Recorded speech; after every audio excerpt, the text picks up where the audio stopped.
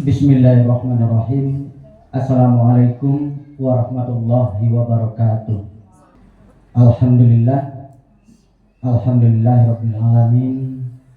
Wassalatu wassalamu ala asrafil anbiya'i wal mursalin wa ala alihi wa ashabihi rasulillah ajmain.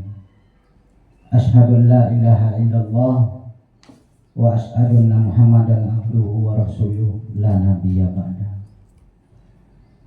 Yang kami hormati Bapak dan Ibu Majelis Guru SDN 005 Penjalian 4 Koto, bersyukur kita kepada Allah Subhanahu wa ta'ala pada pagi menjelang siang ini sengaja kita berkumpul di kantor ini dalam rangka ada penyampaian-penyampaian yang perlu saya sampaikan kepada Bapak dan Ibu di dalam pelaksanaan observasi nantinya.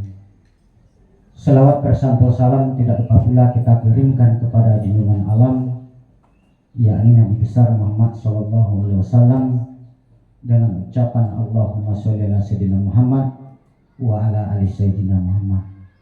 Dengan Ibu Majelis Guru SDN 005 Penjalian 4 Koto, saya yang didahulukan selangkah untuk di SD ini ingin menyampaikan kepada Bapak dan Ibu yang mana kali ini saya akan membahas tentang peningkatan kualitas praktik pembelajaran untuk di SD kita ini, SDN 005 Penjalian 4 Koto. Adapun fokus perilaku yang diobservasi ini, kepala sekolah memandu diskusi persiapan observasi kinerja guru secara terbuka, realistis, dan relevan dengan peningkatan kinerja. Ada 3 hal akan kita lakukan, Bapak dan Ibu. Yang pertama sekali, diskusi target perilaku dan indikator yang ingin dipraktekkan yang sesuai kebutuhan guru dan realistis dilakukan. Ini yang kedua. Yang ketiga, diskusi rencana jadwal observasi. Kemudian praktek pembelajaran. Praktek pembelajaran adalah serangkaian kegiatan yang dilakukan oleh pendidik dan peserta didik dalam proses belajar mengajar untuk mencapai pendidikan yang telah ditetapkan. Peningkatan kualitas pembelajaran. Yang pertama, meningkatkan hasil belajar siswa. Lanjutnya, analisis kebutuhan pembelajaran. Analisis kebutuhan pembelajaran adalah proses sistematis dan kualitas praktek pembelajaran. Yang pertama sekali ini perencanaan atau plan, ya, atau nanti metode, ya.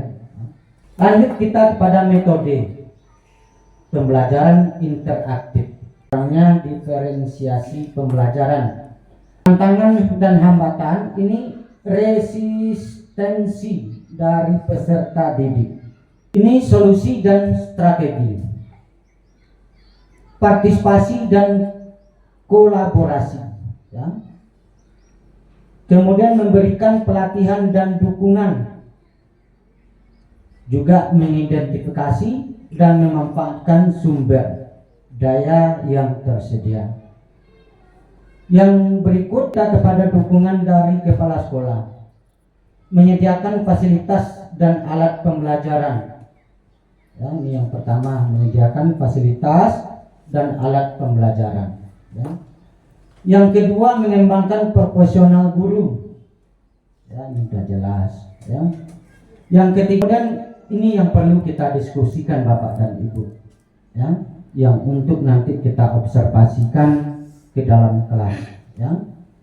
Ini yang apa indikator dan target perilaku yang Bapak Ibu pilih.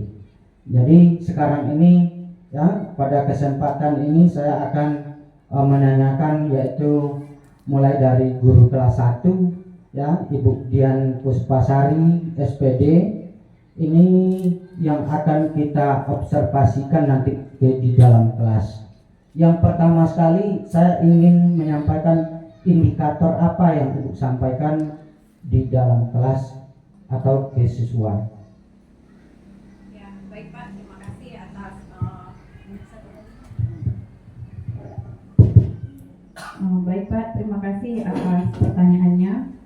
Untuk kegiatan observasi yang dilakukan, saya memilih indikatornya yaitu aktivitas interaktif dengan target perilakunya memfasilitasi kegiatan pembelajaran kepada semua peserta didik dengan melakukan atau menstimulasi pembelajaran dengan proses diskusi kelompok. Mengapa saya memilih indikator dan target perilaku ini? Karena menurut saya dengan pembelajaran kolaboratif, siswa akan dapat saling bertukar pikiran, gitu. Jadi sesuai dengan indikatornya aktivitas interaktif, berarti dia berkolaborasi, saling berdiskusi, yang hasilnya nanti akan saya juga ikut sebagai fasilitatornya, begitu. Jadi saya tidak menyampaikan pembelajaran, tapi mereka yang menggali, siswa yang menggali pembelajaran, dia yang mendiskusikan, dipaparkan, baru setelah itu sayalah yang akan memberikan umpan baliknya, begitu. Jadi untuk observasi kali ini, tahun ini saya memilih aktivitas interaktif. Terima kasih Pak. Ya, terima kasih banyak. Yaitu Ibu Dian Puspasari SPD sudah menyampaikan yaitu yang akan diobservasi ya.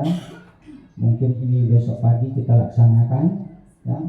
Beliau juga sudah menyampaikan indikator, kemudian target perilaku ya.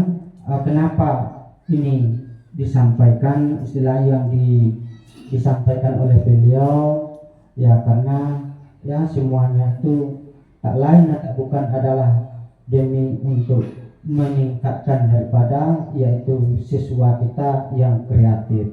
Kan ini tujuannya. Jadi sudah sama-sama kita dengar tadi ya penyampaian daripada Ibu Dian Puspasari SPD ini cukup baik ya, sudah baik ya, sudah mantap rasanya penyampaiannya kepada kita bersama. Inilah yang akan dituntut untuk ya di dalam kelas itu. Kemudian kelas 2 ya, kelas 2 Ibu ya, coba Ibu indikatornya apa, kemudian target perilakunya ya, kemudian apa Ibu memilih ya, indikator itu, target perilaku itu, tolong Ibu sampaikan. Oke, baik, terima kasih sebelumnya Pak. Nah, ini di sini indikator yang saya pilih itu ekspektasi pada peserta didik, yang mana target perilakunya itu memberikan tantangan yang bermakna disertai motivasi untuk mencapainya.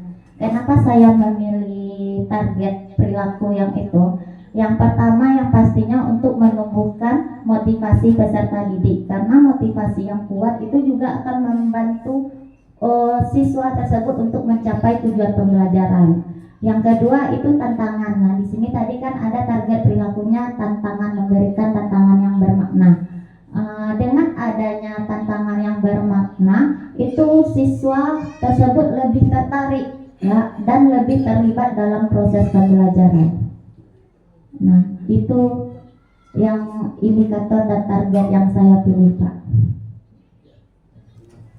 Oke, terima kasih Pak.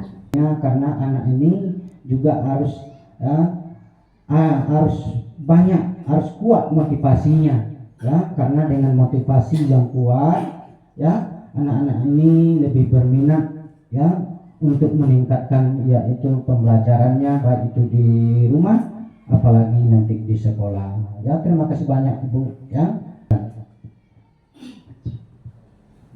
3A dulu ini. Baik, mungkin hampir sama dengan Bu Angel kan masalahnya kan. Yang dipilih apa tadi? Ekspektasi kepada peserta didik ya. Kemudian target yang akan saya pilih itu yang pertama apa tadi? Mengkomunikasikan kepada peserta didik seluruhnya. Artinya gini Pak. Jadi saya memilih indikator itu ekspektasi atau harapan saya kepada seluruh peserta didik. Kemudian target yang saya pilih itu adalah mengkomunikasikan atau membicarakan harapan saya kepada seluruh peserta didik saya, apa yang menjadi cita-cita mereka di masa depan. Nah, mengapa ini penting? Karena yang pertama alasannya, peserta didik dari si A, si B, si C dan sebagainya itu kan punya karakter yang berbeda. Anak itu karakternya ini si A, si B ini pula, si C ini pula. Kemudian yang selebihnya itu mereka juga memiliki cita-cita ataupun harapan yang berbeda pula. Oleh karena itu ini penting sekali menjadi target saya untuk ke depan supaya nanti bisa kita mengambil langkah yang serius, kita bicarakan, kita diskusikan kepada seluruh peserta didik supaya menjadi titik temu yang jelas apa harapan mereka di masa depan untuk masing-masing peserta didik saya. Barangkali itu saja jawaban singkat dari saya. Indikator yang pertama yang jelas tadi kesimpulannya saya memilih untuk ekspektasi ataupun harapan saya kepada seluruh peserta didik saya.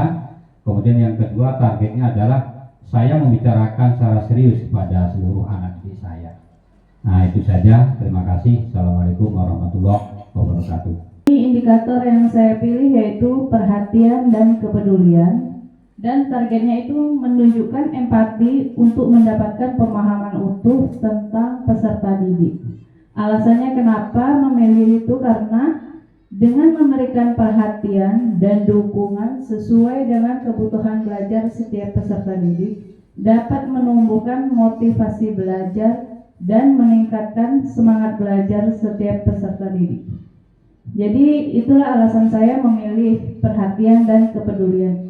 Tanpa perhatian dan kepedulian seorang guru, tentu siswa bisa merasa bosan dan jenuh dalam belajar, Pak. Jadi dengan guru memberikan perhatian yang lebih, maka siswa akan makin semangat dan termotivasi dalam belajar. Baik, terima kasih, Pak. Apa Ibu memilih itu? Ya, tolong sampaikan. Assalamualaikum warahmatullahi wabarakatuh. Ya, indikator yang saya pilih adalah ekspektasi atau harapan kepada peserta didik.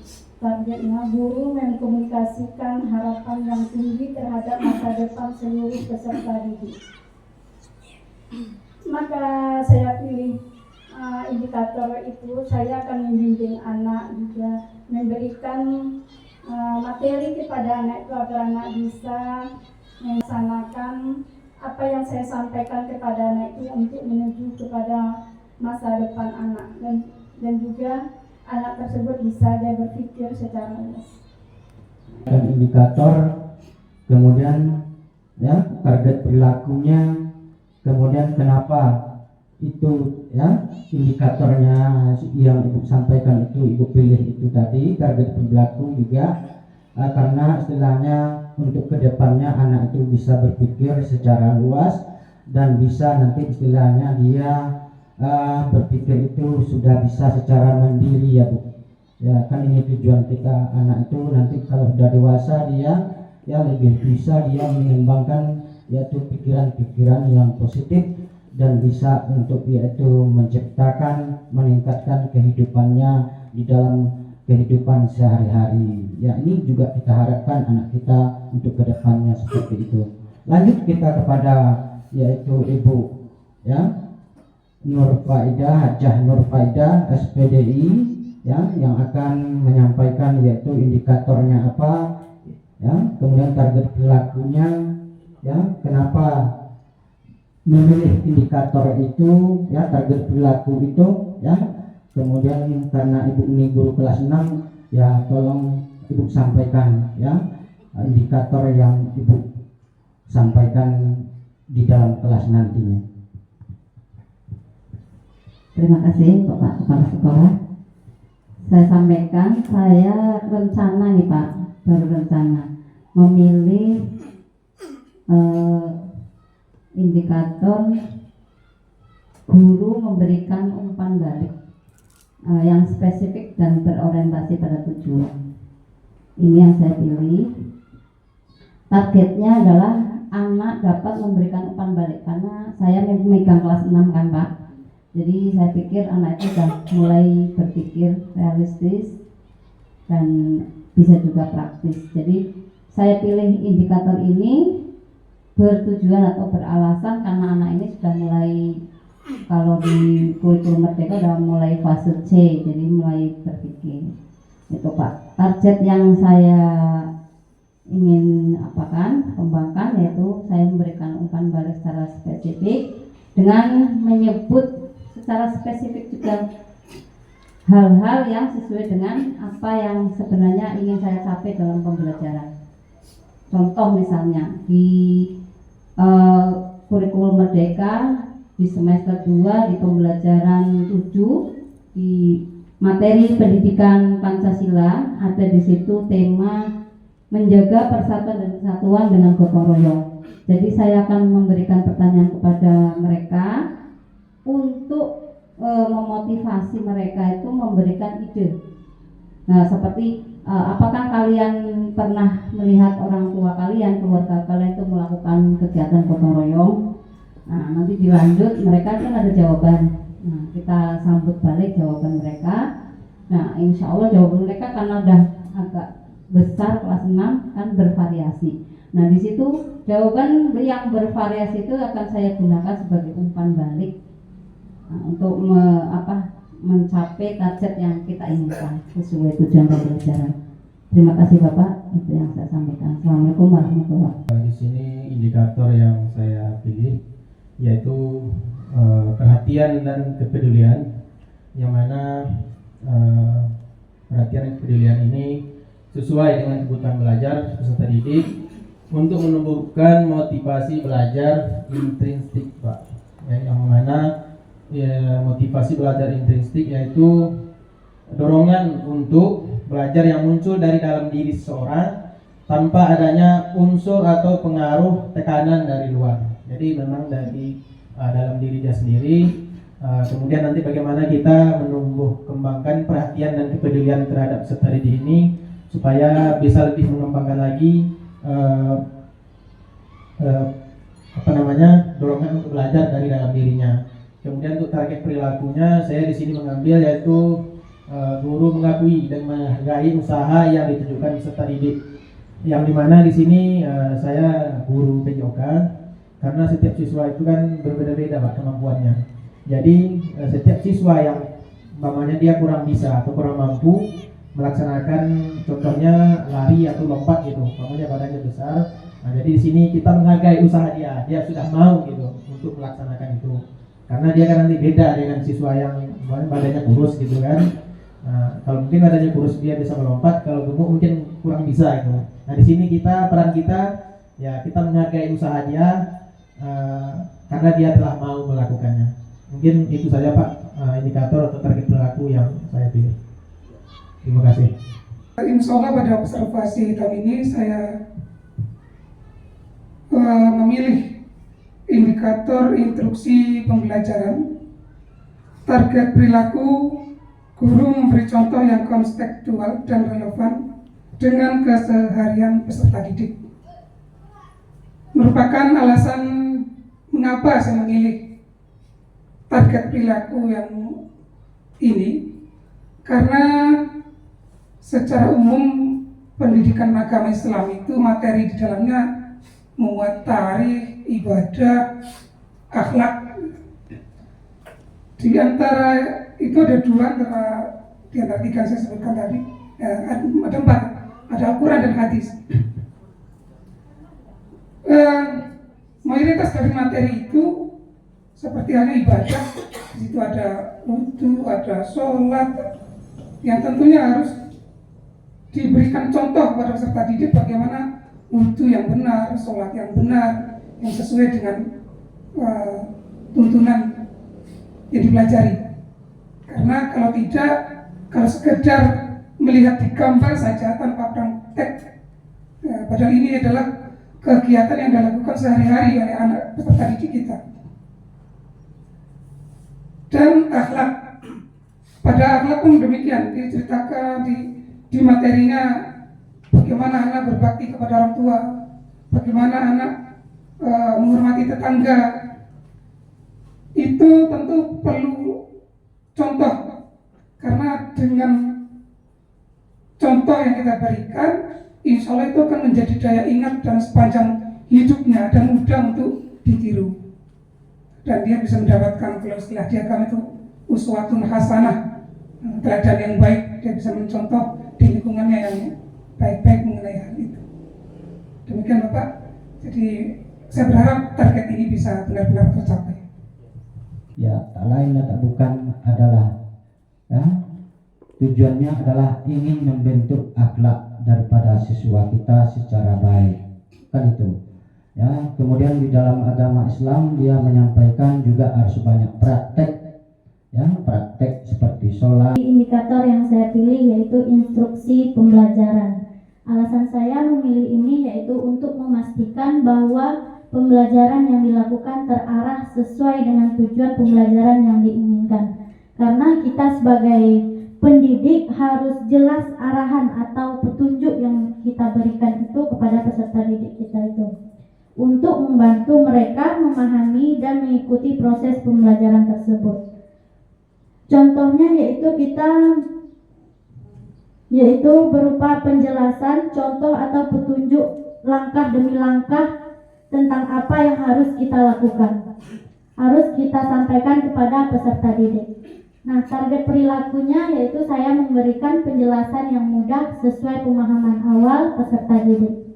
Sekian, terima kasih. Indikator yang saya pilih sama ya dengan Bu Mona, yaitu instruksi pembelajaran. Nah, di sini alasan saya untuk memastikan bahwa pembelajaran yang dilakukan hendaknya meningkatkan kualitas pembelajaran, kemudian mempermudah evaluasi dan juga menjelaskan tujuan pembelajaran yang terarah. Nah, target untuk perilakunya, saya menyampaikan pembelajaran secara terstruktur dan logis untuk meningkatkan kualitas pembelajaran dan pemahaman peserta didik. Nah, sekian untuk dari saya. Terima kasih, Bapak.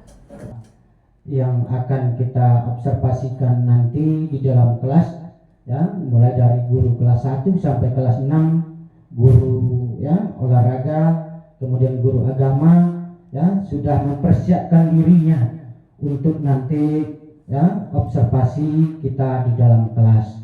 Jadi semuanya itu sudah disampaikan pada kita semua, mulai dari indikatornya tadi sampai ke target perilaku, semua sudah dijelaskan. Tinggal lagi kita melaksanakannya, ya. Insya Allah besok pagi sudah kita mulai ini Bapak dan Ibu, ya, untuk observasi di dalam kelas. Target perilaku yang relevan dengan indikator. Pengelolaan kinerja adalah indikator meningkatkan kualitas pembelajaran, ya, ini contoh ya. Kemudian target perilaku, guru memberikan penjelasan yang mudah. Ini diskusi rencana pembelajaran seperti apa yang akan dilakukan. Baik, jadi sebagaimana yang saya sampaikan tadi, target saya itu mengkomunikasikan harapan saya terhadap seluruh peserta didik. Secara otomatis rencana pembelajaran yang akan saya lakukan yang pertama adalah tanya jawab ya terhadap kepada seluruh peserta didik, siapa namanya, kemudian apa cita-citanya dan lain sebagainya. Karena target saya itu. Kemudian yang kedua, ini yang akan saya lakukan adalah saya akan menerapkan metode diskusi. Karena sebagaimana yang saya sampaikan tadi, bahwa setiap peserta didik kan punya karakter yang berbeda. si A dengan si B berbeda karakternya, cita-citanya juga akan berbeda. Oleh karena itu nanti dalam proses pembelajaran itu yang pertama metode yang akan saya lakukan adalah dengan tanya jawab, kemudian yang kedua adalah dengan metode diskusi. Nah, barangkali itu saja jawaban singkat dari saya. Terima kasih. Berarti Pak Ma'ruf dua metode ya, tanya jawab dengan diskusi ya. Jadi ya, dengan metode tanya jawab dengan diskusi ini bisa anak kita nanti terarah di dalam yaitu belajar di dalam kelas, dan apa-apa yang kita Baik Pak, rencana pembelajaran yang akan saya lakukan untuk observasi di sini target dan indikator saya tadi adalah aktivitas interaktif. Saya mengambil materi matematika tentang penjumlahan dan pengurangan angka di atas 10 di bawah 20. Nah, nanti di dalam proses pembelajarannya saya akan menggunakan benda-benda konkret seperti pensil, batu, misalnya begitu, atau jari tangan. Kemudian juga saya menggunakan sedikit teknologi mungkin dengan menampilkan slide pada PPT menggunakan infocus. Nah, mungkin itu saja Pak rencana pembelajaran yang akan saya lakukan. ya. Baik, bagus sekali ya. Rencana pembelajaran ini sangat penting Bapak dan Ibu ya, karena acuan kita ya, rencana itu kan merupakan ya acuan kita di dalam nanti istilahnya apa yang kita inginkan ya kepada siswa kita, kepada anak kita, yang mana tujuannya tak lain atau bukan ya pembelajaran yang kita berikan itu bisa tercapai ya. Jadi alat-alat peraga yang kita pergunakan itu udah jelas sesuai dengan teknologi sekarang ini ya. Pertama sekali, jadi rencana pembelajaran adalah sebuah dokumen yang berisi gambaran terorganisir. Elemen penting dalam rencana pembelajaran, tujuan pembelajaran. Lanjut kita kepada diskusikan kapan jadwal rencana observasi sesuai dengan rencana pembelajaran akan dilakukan. Ya, jadi ini kapan jadwal rencana observasi kita? Kalau saya insya Allah tidak ada perubahan. Besok pagi saya melakukan observasi di kelas 1A dari jam 7.30 sampai dengan selesai Pak. Mungkin kawan-kawan yang lain bisa di apa kira-kira kapan? Untuk jadwal observasinya Pak mungkin tanggal 24 Selasa depan Pak. Ya, katanya. Jam 7.30 sampai 9.15.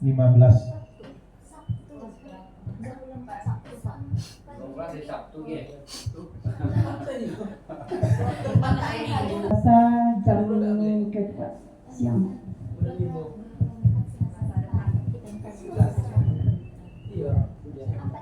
Jadi kesimpulan, sekolah dapat menciptakan lingkungan belajar yang dinamis dan berorientasi pada peningkatan terus-menerus.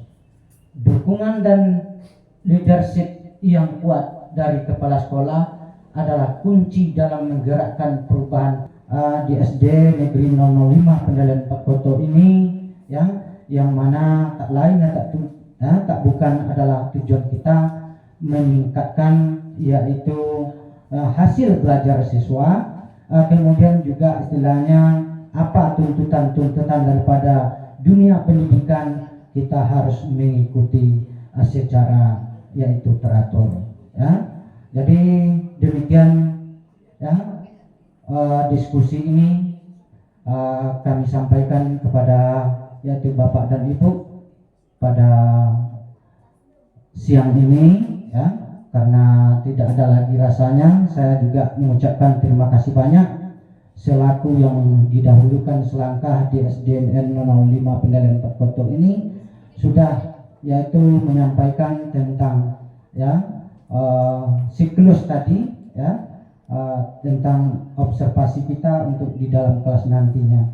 Semua keterangan yang sudah kita jelaskan, diskusikan tadi, ada yang belum jelas lagi Bapak dan Ibu? Kalau sudah, tentu kita tutup lagi ya. Kalau tidak ada lagi ya, saya selaku yaitu pemandu ya tentang siklus peningkatan kualitas praktek pembelajaran di SDN 05 Pendalan 4 Koto ini ya. Terima kasih banyak yaitu atas perhatian dan waktu yang sudah Ibu luangkan kepada ya kita bersama. Sebab kita ini sekarang ini ya boleh dikatakan sering kita ya berdiskusi ya tentang observasi ini ya. Semuanya ini nanti akan kita ikuti prosedurnya mulai dari awal sampai akhir. Nah, demikian saja, terima kasih. Saya tutup dengan mengucapkan Assalamualaikum warahmatullahi wabarakatuh.